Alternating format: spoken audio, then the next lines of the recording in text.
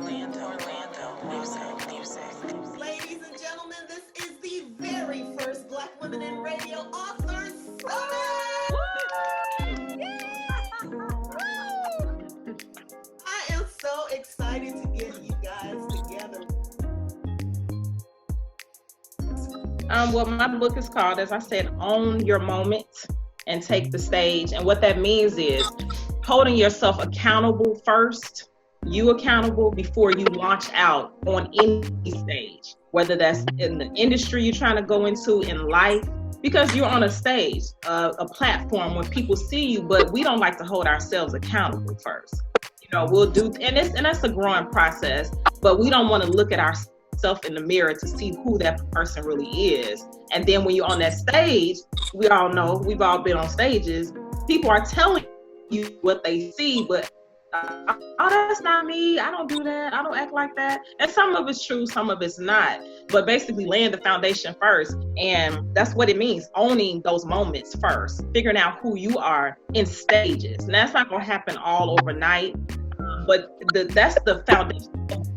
But I branch out into explaining how to lay the foundation for a successful music career.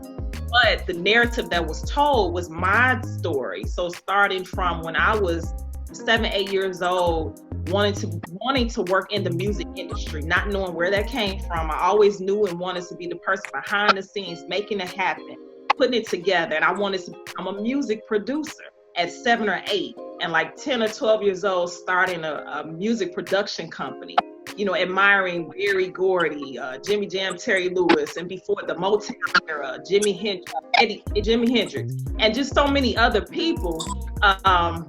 And not knowing, like I said, where they came from. They came from my father wanting to be a music producer. And you know how things are passed down. But my story of the journey of wanting to do these things, being told, no, that's not a real job. I'm sure you all have heard these same narratives, statements being told to you. You need to get a 9-to-5 or pursue something that's not just a dream in your head. But me owning who I was and not taking on what people were telling me and still navigating through, as we know, the entertainment industry that wasn't in the newspaper. You can't find those jobs, newspaper, or you have to know somebody, you gotta hustle, you gotta get out there and promote before I took the stage.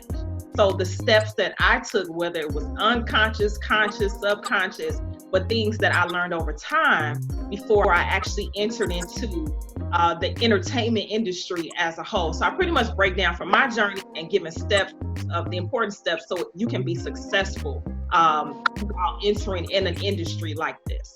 And that's the book. Beautiful, beautiful. Everybody has a story. And when you hear other people's stories, it's like, okay, so you went through that as well, and not just in the industry, but just in life.